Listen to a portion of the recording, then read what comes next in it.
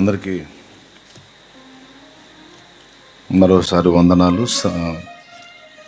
కీర్తనల గ్రంథము 91వ కీర్తన మొదటి వచనం నుంచి చదువుదాం.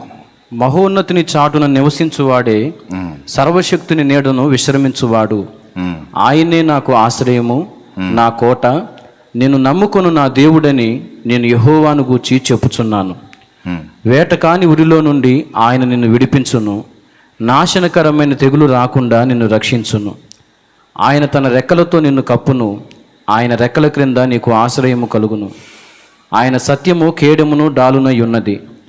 రాత్రివేళ కలుగు భయమునకైనను, పగటివేళ ఎగురు బాణమునకైనను, చీకటిలో సంచరించు తెగుళ్ళకైనను, మధ్యాహ్నమందు పాడు చేయు రోగమునకైనను నీవు భయపడుకుందువు. నీ ప్రక్కను 1000 మంది పడినను, నీ కుడి ప్రక్కను 10,000 మంది కూలినను అపాయము నీ యొద్దకు రాదు. నీవు కన్నులారా చూచుచుండగా భక్తిహీనులకు ప్రతిఫలము కలుగును. యెహోవా, నీవే నా ఆశ్రయము అని నీవు మహోన్నతుడైన దేవుని నీకు నివాస స్థలముగా చేసుకొని ఉన్నావు.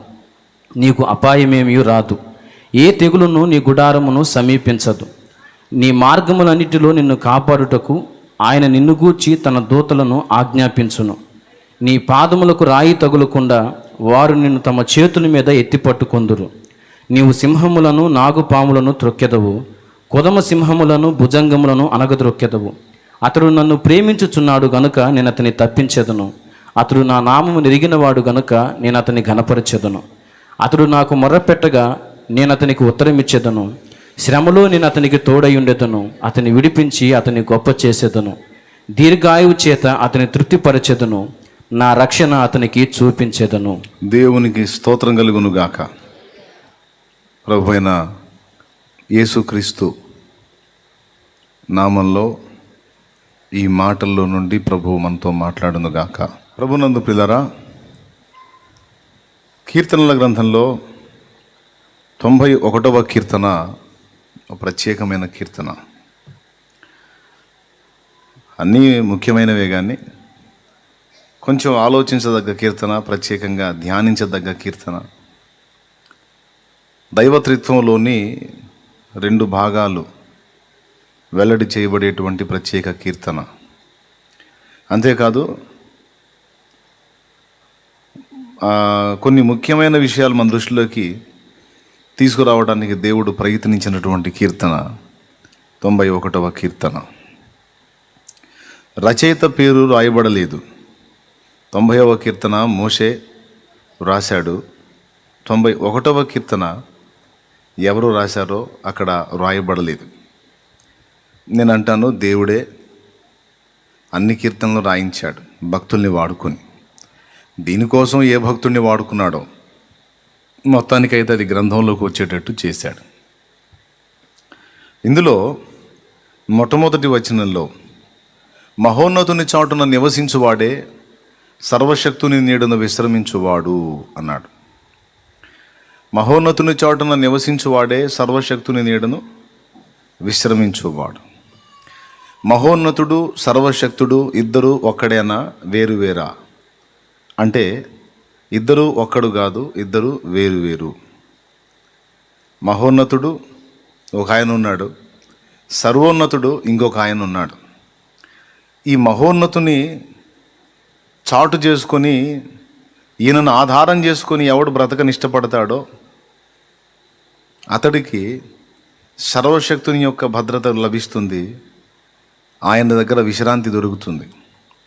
అంటే మహోన్నతుని ఆశ్రయించిన వానికి సర్వశక్తుని సాహచర్యం లభించదు, కాపుదల లభించదు. కుమారుని ఒప్పుకున్న వాడికే తండ్రి దీవెన లభిస్తుంది. కుమారుని ఒప్పుకొనని వాడిని తండ్రి కోపిస్తాడని కీర్తనల గ్రంథంలోనే 2వ కీర్తనలో, కుమారుని ముద్దు పెట్టుకొనుడి, లేని ఎడల తండ్రి కోపించును, ఆయన కోపము త్వరగా. చూసారా? కుమారుని గ్రంథము 2:12 వచనం. 2 కీర్తన 12వ వచనం. కుమారుని ముద్దు పెట్టుకొనుడి, లేని ఎడల ఆయన కోపించును, లేకపోతే ఆయన కోపిస్తాడు. అప్పుడు మీరు త్రోవ తప్పి నశించెదరు. చూడండి, ఇక్కడ కుమారుని ముద్దు పెట్టుకోండి, లేకపోతే ఆయన కోపడతాడు అన్నాడు. ఎవరైనా తండ్రి.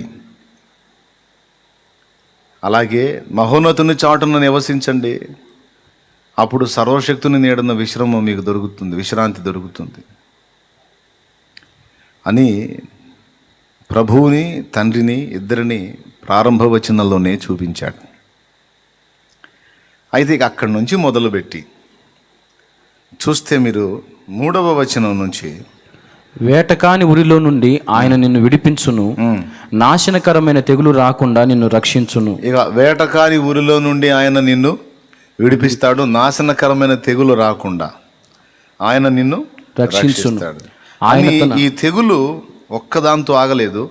కింద వరుసగా తెగులు గురించి, రోగాన్ని గురించి, తెగులు గురించి, రోగాన్ని గురించి మళ్ళా చెప్పాడు. చూడండి, ఇప్పుడు తెగులు రాకుండా ఆయన నిన్ను రక్షిస్తాడని ఒక మాట చెప్పినప్పుడు ఇంకా మళ్ళీ తెగుళ్ళు ప్రస్తావన అవసరంలా. కానీ కింద వరుసగా మీరు గమనించినట్లయితే చూడు, 5వ వచనం నుంచి, రాత్రి వేళ కలుగు భయమునకైనను, పగటి వేళ ఎగురు బాణమునకైనను, చీకటిలో సంచరించు తెగుళ్ళకైనను, మధ్యాహ్నమందు పాడు చేయు రోగమునకైనను నీవు భయపడుకుందువు.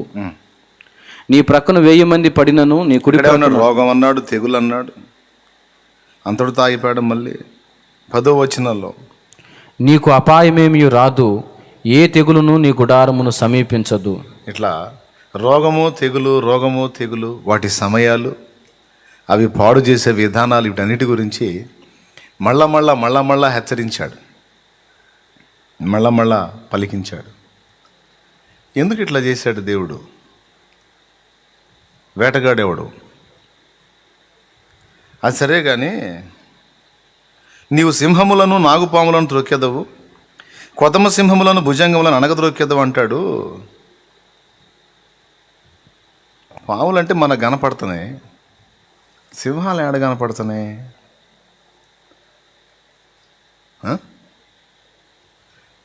కొదమ సింహాలు ఏడ కనపడుతున్నాయి? అసలు కొదమ సింహాలను తొక్కటం ఏంది? భుజంగములను తొక్కటం ఏంది? నాగుపాములను అణగద్రొక్కటం ఏంది? ఇక్కడ కానీ కొంచెం మీరు ఆలోచన చేస్తే 13వ వచనం అసలు రహస్యం బయటపడింది. ఇక్కడ చెప్పినటువంటి వచనాలు నిజంగా మన భౌతిక జీవితానికి చెందినవా, ఆత్మీయ జీవితానికి చెందినవా? ఇది భౌతిక యుద్ధానికి చెందిన సంగత, ఆధ్యాత్మిక సంగ్రామం అంటే యుద్ధం, ఆధ్యాత్మిక యుద్ధానికి చెందినటువంటి సంగతుల? మరి అట్లయితే అపాయము కలుగదు, ఏ తెగులు నీ గుడారం సమీపించదన్నాడు కదా. విశ్వాసులు కానీ అన్యులు కానీ రోగము రాని ఇల్లుందా? అబద్ధాలు ఆడకుండా యథార్థం చెప్పండి. రోగం రాని ఇల్లుందా? బలహీనత ఎరగని మనిషి ఉన్నాడా? తొందరగా చెప్పాలి, విశ్వాసులైనా అవిశ్వాసులైనా. మరి వాగ్దాన సంగతి ఏంది?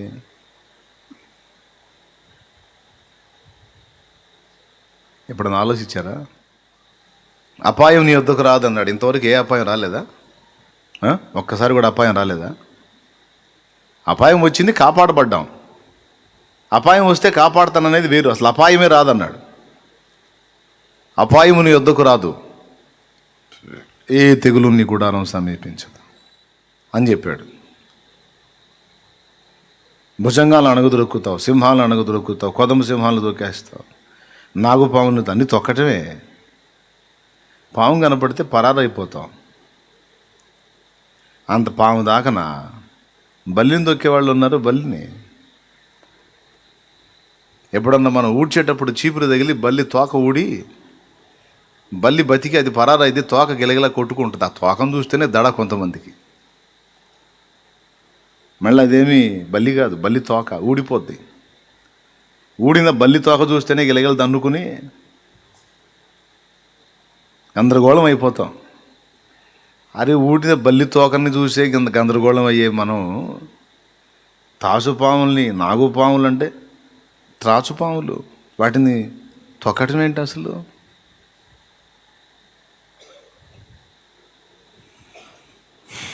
అవునా? ఇదేదో ఆలోచించాల్సిన విషయమే. సరే కానీ నీ పాదములకు రాయి అయినా తగలకుండా ఆయన నిన్ను గూర్చి దూతలకు ఆజ్ఞాపిస్తాడు, వాళ్ళ చేతులతో ఎత్తి పట్టుకుంటారని ఉంది. ఏదో ఒక్కసారి ఎత్తి పట్టుకున్నట్టు కనపడట్లేదు దూతలు. ఎన్నోసార్లు పడ్డాం, పడలేదా? బండి మీద పోతా పడ్డాం, నడుస్తా పడ్డాం, కాలు జారి పడ్డాం, ఎన్నోసార్లు పడ్డాం. పడ్డోళ్ళు చేతులు ఎత్తండి, నేను కూడా పడ్డానని. బాత్రూంలో పడ్డాం, బండలు దుడుస్తా పడ్డాం. ఏమండి, జారి పడలేదా? ఎటు పోయారు దూతలు? చాయ్ తాగటానికి పోయారా?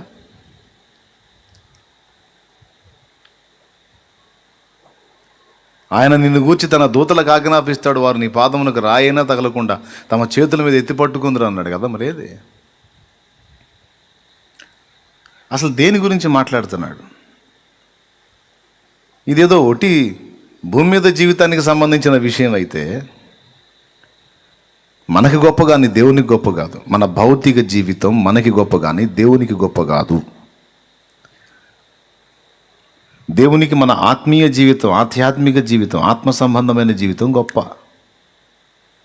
సో 91వ కీర్తన అసలు ఏమి సూచననిస్తుంది మనకి? దేని గురించి బోధిస్తుంది? అందులో ఉన్న పాఠం ఏమిటి? అది వాస్తవిక కోణంలో ధ్యానించాలి. Praise the lord. ఇప్పుడు చూద్దాం. మన జీవితం 2 విధాలు. ఒకటి భూమి మీద దృశ్య ప్రపంచంలో కనపడుతున్న భౌతిక జీవితం. 2 ఆత్మీయంగా విశ్వాసమును బట్టి దేవునితో మనం కలిసి నడుస్తూ జీవించేటువంటి జీవితం. ఒకటి లోకముతో, లోక సంబంధులతో కలిసి బ్రతికేటువంటి జీవితం. 2 దేవునితో నడిచేటువంటి జీవితం. క్రీస్తు యేసులోకి వచ్చినటువంటి వాడు 2 జీవితాల అనుభవం కలిగి ఉన్నాడు. క్రీస్తు యేసులోనికి రానివాడు ఒకటే జీవితం, అది లోకానుసారమైన జీవితం కంప్లీట్గా. క్రీస్తు యేసులోకి వచ్చినటువంటి వాడి బ్రతుకు వానపాములాగా అయిపోయింది.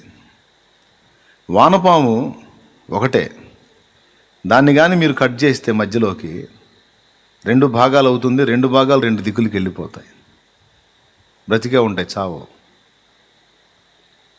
ఎప్పుడైనా ట్రై చేస్తారా? వర్షాకాలం వర్షాలు పడుతున్నాయి, దొరికితే ప్రయోగం చేసి చూడండి. వానపాము ఒకటే, మధ్యగా మీరు కట్ చేయగలిగితే ఒక భాగం బతికి ఒక భాగం చచ్చిపోదు. 2 భాగాలు 2 దిక్కులకి వెళ్ళిపోతాయి. అంతకుముందు ఒకటే ఒకే వైపు ప్రయాణం చేస్తూ ఉంటుంది, అటు ముందుకో లేదా వెనక్కో. విడగొట్టిన తర్వాత 2 వైపులకి వెళ్ళిపోతాయి. ఒకప్పుడు మనం వానపాము కట్ చేయకముందు ఎలాగైతే ఒక్కటిగా ఉందో అది మన స్థితి. యేసు అనే వ్యక్తి ఎప్పుడైతే ఎంటర్ అయ్యాడో ఈ వానపాము 2 భాగాలు కట్ చేయటం జరిగింది. మన బ్రతుకు 2గా మారిపోయింది. ఇక 2 ఒకదానికొకటి కలుసుకొని మళ్ళా అతుక్కొని జీవించే జీవితం లేదు. ఒకటి అట్లు ఆగిద్ది, ఒకటి ఇట్లు ఆగిద్ది. ఇలాంటి 2 విధములైనటువంటి జీవితం, ఒక విచిత్రమైన జీవితం క్రైస్తవ జీవితం. కనబడుతున్న దృశ్య ప్రపంచంతో మనకు పరిచయం ఉంది. కనబడకుండా ఉన్న అదృశ్య ప్రపంచాన్ని కూడా నిదానించి చూసి ప్రయాణించేటువంటి కృప కూడా మనకు లభించింది. ఎందుకంటే మన మనోనేత్రాలు వెలిగించబడ్డాయి. లోకస్తులకి ఆ భాగ్యం లేదు, ఎందుకంటే వాళ్ళ మనోనేత్రాలు ఇంకా వెలిగించబడలేదు. ఇప్పుడు లోకస్తులు చూడని వాటిని మనం చూడగలిగే కృప దేవుడు మనకి ఇచ్చాడండి. స్తోత్రం, హల్లెలూయా. లోకస్తులు గుర్తించనివి, లోకస్తులు కనిపెట్టనివి, లోకస్తులు ఎదుర్కోనివి మనం ఎదుర్కొనేటట్టు, గుర్తించేటట్టు, కనిపెట్టేటట్టు, చూడగలిగేటట్టు మన కళ్ళు తెరిచాడు దేవుడు. అందుకే 2 ప్రపంచాలు లేక 2 లోకాలు మన కళ్ళ ముందు కనిపిస్తున్నందున మనం గందరగోళంలోకి వెళ్ళిపోయే అవకాశం ఉంది. శాంతి సమాధానం సంగతి ఏమో కానీ ఈ గందరగోళంలో అశాంతి, ఆవేదన, ఇది అని చెప్పలేని బాధ మనల్ని తరుముతూ ఉంటుంది. అయితే ఇక్కడ ఈ రెండు జీవితాలకు సంబంధించినటువంటి విషయాన్ని ఎత్తలేదు, కానీ ఏది ముఖ్యమో దాని గురించి ఎత్తాడు ఈడ. అది ఆధ్యాత్మిక జీవితం, ఆత్మీయ జీవితం. దానిలో మనకు ఎదురయ్యేటువంటి పరిస్థితులు,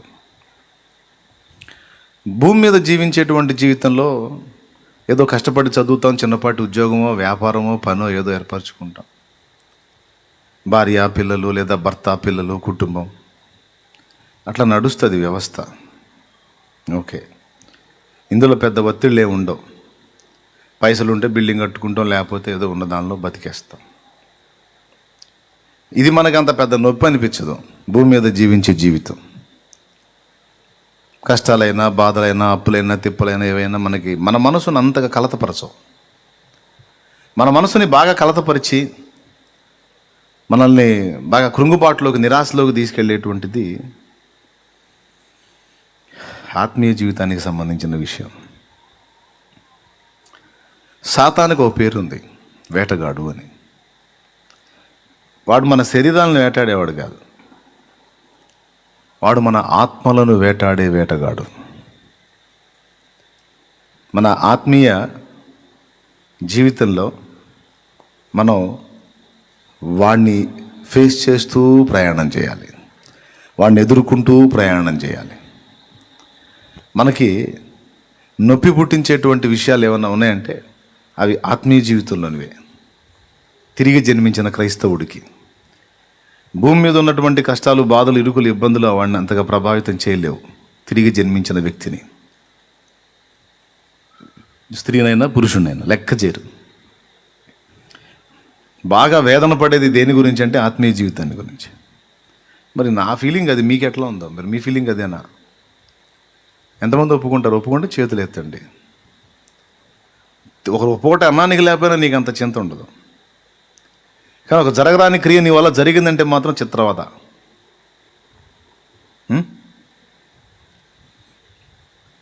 ఇలాగా మన జీవితంలో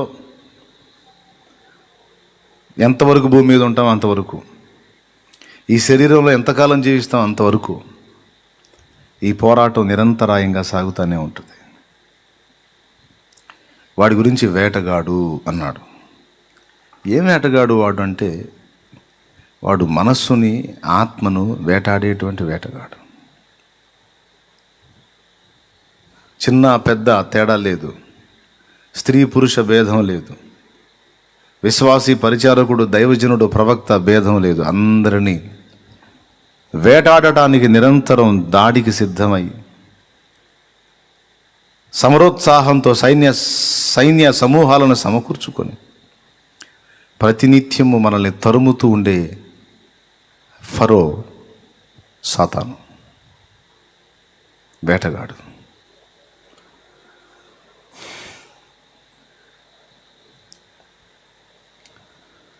మనకి తెగుళ్ళు ఉన్నాయి, రకరకాల తెగుళ్ళు.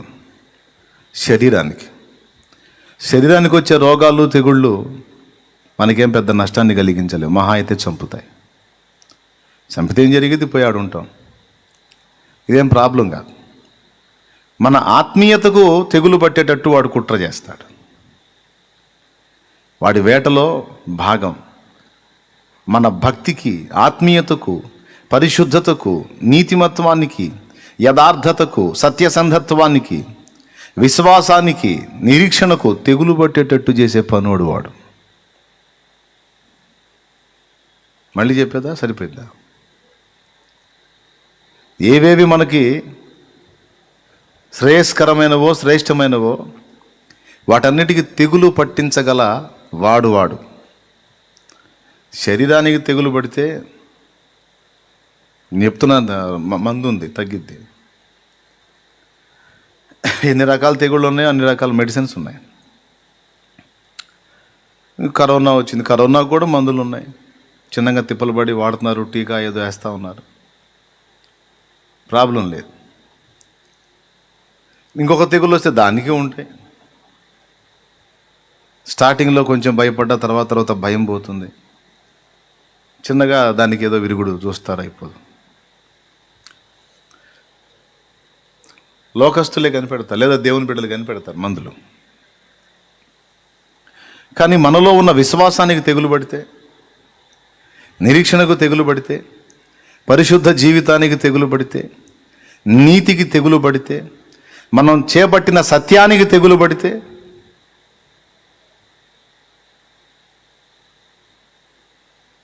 ఇవన్నీ మనం కలిగి ఉండవలసిన శ్రేష్టమైన విషయములు. వీటికి తెగులు పట్టడానికి వాడు కుట్ర చేస్తాడు, నిరంతరం పోరాడుతూ ఉంటాడు.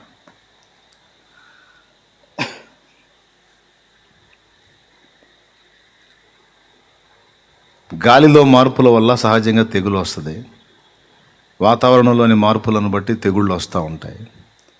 కొన్ని రకాల క్రిమికీటకాదులను బట్టి కూడా తెగుళ్ళు వస్తాయి. క్రిమికీటకాదులను బట్టి కూడా తెగుళ్ళు వస్తాయి. అట్లాగే మనకు ఒక క్రిమి ఉంది, సైతాన్. వాడు పట్టిస్తాడు తెగులు మనకి. అందుకే 4 సార్లు రోగాన్ని గురించి, ఒకసారి 3 సార్లు తెగులు గురించి ప్రస్తావన తీసుకొచ్చాడు. గుడారము అన్నాడు. గుడారము అంటే భౌతిక శరీరము అని మాత్రమే కాదు, ఆధ్యాత్మికముగా మనము దేవుని గుడారము. దేవునికి స్తోత్రం కలుగును గాక. దేవుని మందసం ప్రత్యక్ష గుడారంలో ఉంచబడింది. దేవుని మందసం ఎక్కడ ఉంచబడింది? ప్రత్యక్ష గుడారంలో ఉంచబడింది. మనం దేవాలయం అన్నాడు. ప్రారంభంలో దేవాలయం ఏది? ప్రత్యక్ష గుడారమే. ఇప్పుడు అభినవ దేవాలయం మన గుడారం. అంటే మన దేహము, ప్రాణము, అందులో నివసించే ఆత్మ. దేవునికి మహిమ.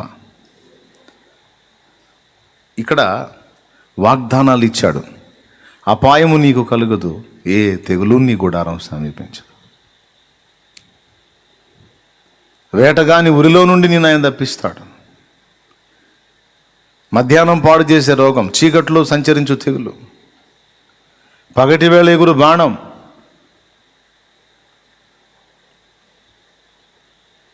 ఒక్కొక్క దాన్ని వర్ణిస్తే బోల్డ్ అంత విషయాలు. పగటి వేళ ఎగిరే బాణం ఏంటి? చీకట్లో సంచరించే తెగులేంటి? మధ్యాహ్నం మందు పాడు చేయు రోగం ఏంది? ఈ 3 వర్ణిస్తేనే చాలా టైం తీసుకుంటుంది. దేవునికి మహిమ. ఇంటికి వెళ్ళి ధ్యానించండి. జస్ట్ ఊరక మీకు రూట్ చూపిస్తున్నాను నేను. ప్లెయిన్గా ఊరక కొన్ని పదాలు మీ ముందు అట్లా ఉంచుతున్నాను. మీకు ఇంటికి వెళ్ళి ఇక నమిలి ధ్యానించండి. దానికి లింక్ వచ్చిన ఎక్కడెక్కడ ఉన్నాయో అవి ఏవే నేర్పుతున్నాయో అర్థమైతే.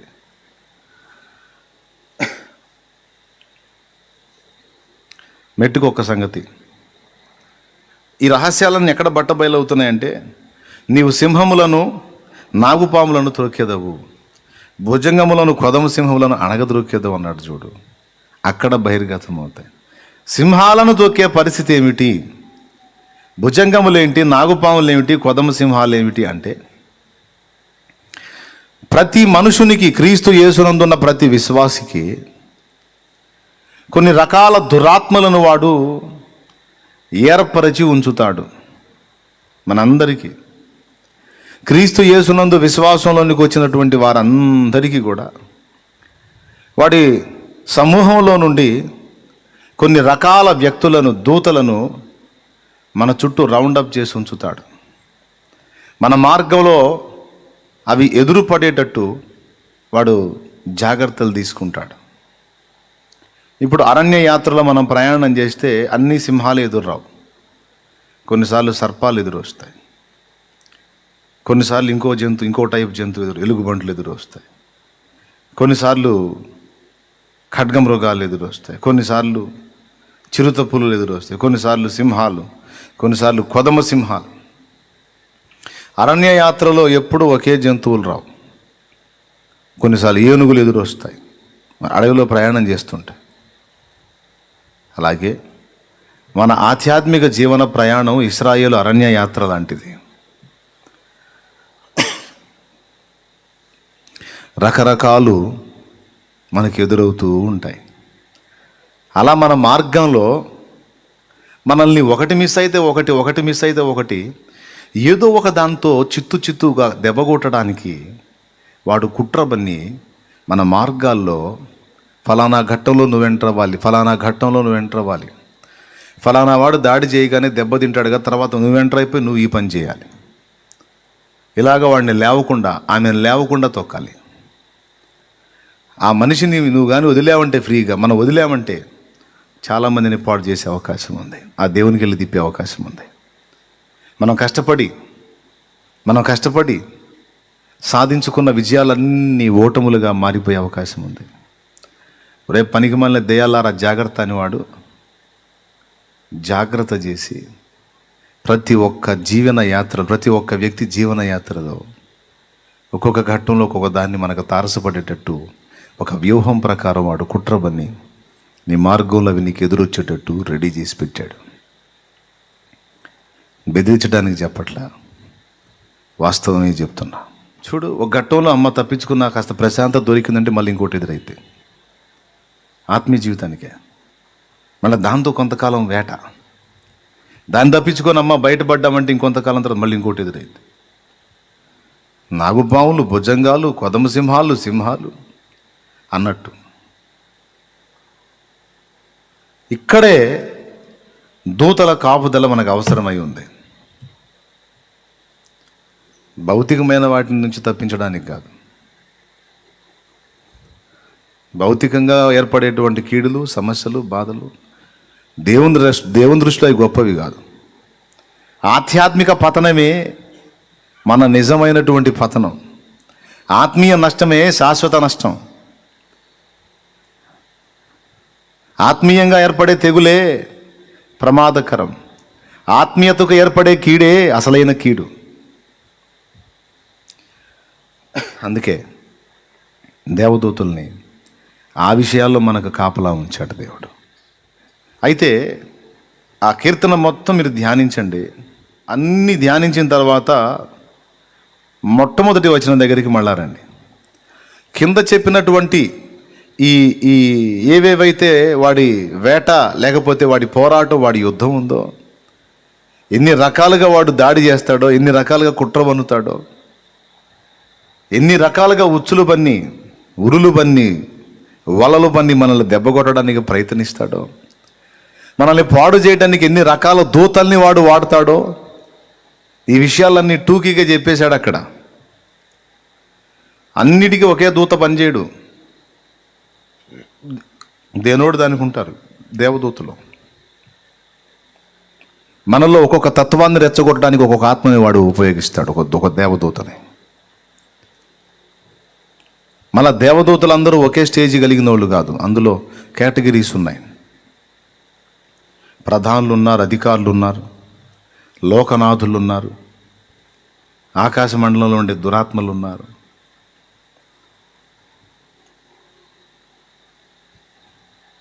వేటాడేటప్పుడు వేటగాళ్ళు 5-6 పోతారు. ఫస్ట్ ఒకడు ఉచ్చు పెడతాడు.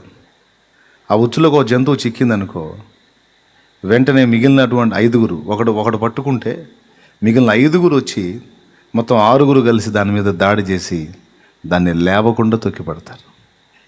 ఇది ఎలాగో అపవాది పన్నే ఉచ్చులు, ఆ ఉచ్చుల్లో చిక్కుపడితే ఇక లేవకుండా తొక్కటానికి, ముకుమ్మడి దాడి చేయటానికి అందులో శక్తులు మార్పు. మళ్ళా ఒక దయ్యం శక్తి వేరు, ఇంకో దయ్యం శక్తి వేరు. దయ్యాలకు అన్నిటికీ ఒకే శక్తి ఉండదు, అందులో మళ్ళీ పర్సంటేజ్ ఉంది, మార్పు ఉంది. దేవదూతలందరికీ ఒకే రూపం లేదు, దేవదూతలందరికీ ఒకే స్థాయి లేదు, దేవదూతలందరికీ ఒకే అంతస్తు లేదు. కెరూబులు, శరాపులు, దూతలు, మహాదూతలు, ప్రధాన దూతలు, అధికార దూతలు, సమాచార దూతలు, అందరికీ ఒకటే పని కాదు, అందరికీ ఒకటే కేటగిరీ కాదు, వేరు వేరు వేరు వేరు. అలాగే దెయ్యం అంటే సైతానుగాడు కూడా అన్నిటికీ ఒకే దెయ్యాన్ని వాడడు, ఒక్కొక్క ఘట్టంలో ఒక్కొక్క దాని లైన్లో దించుతాడు. మనందరి వీక్ పాయింట్స్, మనందరి లోపాలు, మనందరి బలహీనతలు, మనందరి ఐడియాలజీ మొత్తం వాడి దగ్గర లిస్ట్ ఉంది. నీకు మర్మమైనది ఏది లేదని దేవుడే చెప్పాడు వాడి గురించి. మొత్తం లిస్ట్ ఉంది వాడి దగ్గర. దాన్ని వినియోగించి ప్రతి ఒక్కడి ఆత్మీయ జీవితంలో వాడు పోరాటం చేస్తూనే ఉంటాడు. ఏ ఘట్టంలో ఎవరెవరు ఎంటర్ అవ్వాలో, ఎలా ఎవరెవరు వేటాడాలో నిన్ను మొత్తం నియమించబడింది. అందుకే ఈ బాధలన్నిటి నుంచి తప్పించుకొని ఈ యాత్ర సుగమమై గమ్యస్థానానికి నువ్వు నేను మనం చేరాలి అంటే ఒకే ఒక్క పరిష్కారం చెప్పాడు. మహోన్నతుని చాటున నివసించటం నేర్చుకో అన్నాడు. దేవునికి స్తోత్రం. ఇక వేరే మార్గమే లేదు.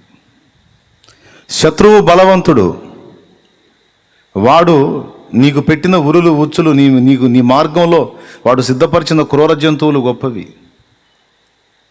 వాటిని అణగదొక్కే శక్తివంతుడవు నీవు కావాలి అంటే నీవు మొట్టమొదట మహోన్నతుని చాటున నివసించటం నేర్చుకోవాలి అన్నాడు. మహోన్నతుడు అంటే యేసు. ఎవరి చాటున? యేసు చాటున బ్రతకటం, యేసును చాటు చేసుకోవటం. నాకు అర్థం కాదు, చాటున దాక్కునే పరిస్థితి ఎప్పుడు వచ్చింది? చాటున దాక్కునే పరిస్థితి ఎప్పుడు వచ్చింది ఒక వ్యక్తికి?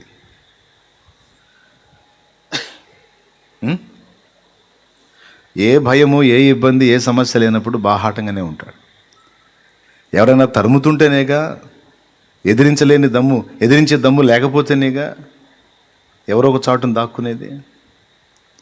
ఇక్కడైతే ముందే చెప్పేశాడు, నువ్వు ఎదుర్కొనే శత్రువు బలవంతుడు, వాడి వ్యూహాలు నీకు అర్థం కావు, వాడి కుట్రలు నీకు తెలియవు. కాబట్టి వాడు నీ మీద చేసే దాడులన్నిటి నుంచి నువ్వు కాపాడబడి విశ్రాంతిని అనుభవిస్తూ నెమ్మదిగా నీ యాత్ర ముగించాలనుకుంటే మహోన్నతుని చాటున నివసించటం అనే ప్రక్రియను సాధన చేయమన్నాడు. ఆయన్ని చాటు చేసుకో. ప్రతిదానికి ఆయన చాటుకు వచ్చి దాక్కో. ఆయన ఎప్పుడు ఒక ఆశ్రయపురంగా సిద్ధపరచుకో, కేడంగా సిద్ధపరచుకో. శత్రువుని కొట్టు, వాడు నీ మీదకి వచ్చినప్పుడు పరిగెత్తుకుంటా పోయి నీకు కేడమై ఉన్న క్రీస్తు చాటుకు వెళ్ళిపోమన్నాడు.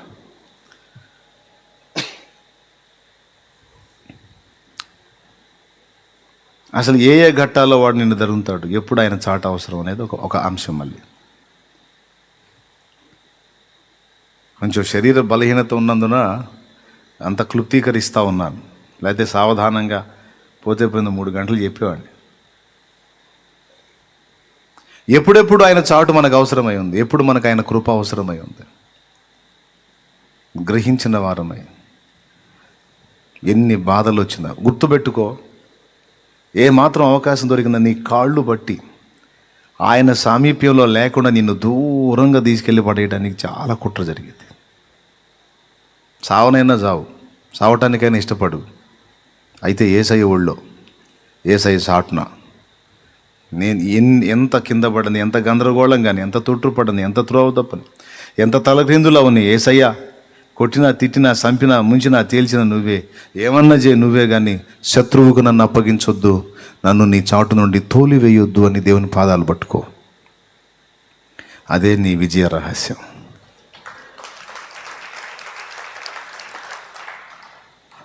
దేవునికి మహిమ.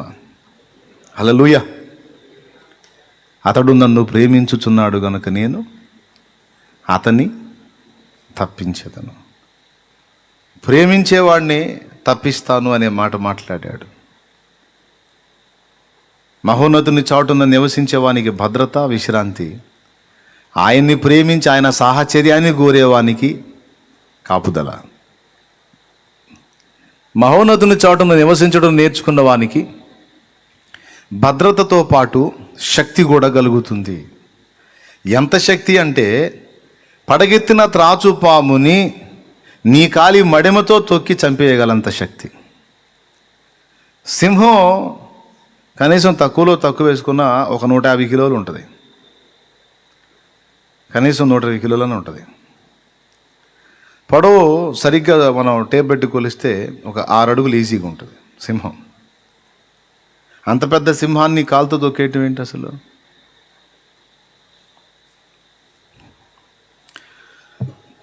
కాలుతో తొక్కి చంపే అవకాశం ఉంది ఒక పాముకే. సింహాన్ని చీల్చి చంపాలి.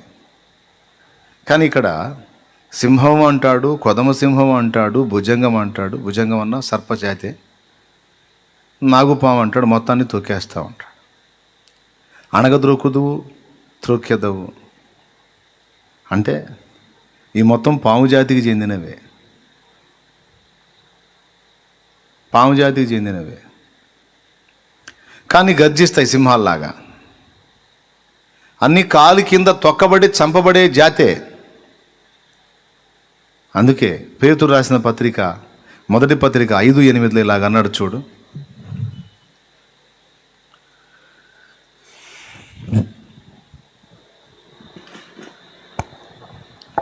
పేతురు రాసిన పత్రిక, నిబ్బరమైన బుద్ధి గలవారై మెలకువగా ఉండుడి. మీ విరోధి అయిన అపవాది గర్జించు సింహం వల్లే ఎవరిని మృంగుదునా అని వెదకుచూ తిరుగుచున్నాడు. సింహం మింగిద్దా నవిలిద్దా? మింగిద్దా నవిలిద్దా?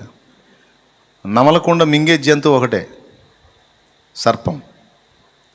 గర్జించు సింహం వల్ల ఎవరిని మింగుదునా అని పేరేమో సింహము, గర్జించే సింహము. వాడు చేసే పనేమో మింగటం. అంటే ఇది పాము, కానీ వీడి చర్యలు, వీడి హడావిడి, వీడి గందరగోళం అంతా కూడా సింహపు లక్షణాలు. ఇక్కడ కొదమ సింహం అన్నా, సింహం అన్నా, భుజంగం అన్నా, నాగుపామన్నా మొత్తం కాలు కింద తొక్కేస్తామంటే మొత్తం సర్పజాతికి చెందిన, మొత్తం సాతాను వాడి దూతలకు చెందిన మ్యాటర్ అది.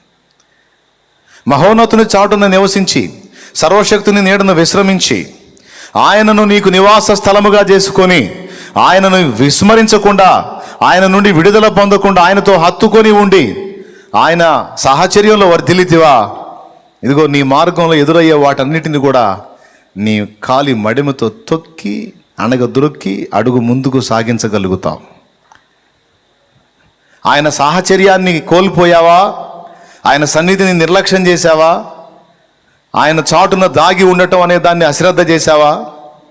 నీ మార్గంలో ఎక్కడో చోట వాడి వేటకు గురవుతావు, బలవుతావు. అందుకే చిన్నదానికి పెద్దదానికి కృంగిపోయి, కుమిలిపోయి, నిరాశ నిస్పృహల్లోకి వెళ్ళిపోయి, దిగజారిపోయి, బలహీన పడిపోయి, నిన్ను నువ్వే నిందించుకుంటూ ఏదో అయిపోవద్దు. సరే, తొట్టుపాటైనా, బలహీనతైనా, కృంగుపాటైనా, ఏదైనా చావో బతుకో తాడో పేడు ఆయన తేల్చాల్సిందే. కాబట్టి ఆయన దగ్గరికే పోతే ఆయన మాత్రం వదలననే మొండితనం, మంకుపట్టు ఎప్పటికీ నీలో నుండి తొలగిపోకుండా జాగ్రత్త పడు. ఇదే ఉపదేశం ఈవేళ. ఎవరెవరు ఎలా పోరాడుతున్నారో, ఏ విధమైన పోరాటంలో ఉన్నారో నాకైతే తెలియదు. నాకు దేవుడు చెప్పింది నేను మీతో చెప్తున్నా. చావో బతుకో ఆయన మాత్రం వదలొద్దు. శిక్షించినా రక్షించిన ఆయనే. పాపమో పుణ్యమో, నీతో అవినీతో, మంచో చెడో ఏదైనా తేల్చాల్సింది ఆయన. వాడికి సంధిస్తే నిన్ను ఈడ్చికెళ్ళి వేటాడటానికి ప్రయత్నం చేస్తాడు. చెవులు గలవాడు ఆత్మస్వరం వినుగాక. కృప మనందరికీ తోడై ఉండునుగాక.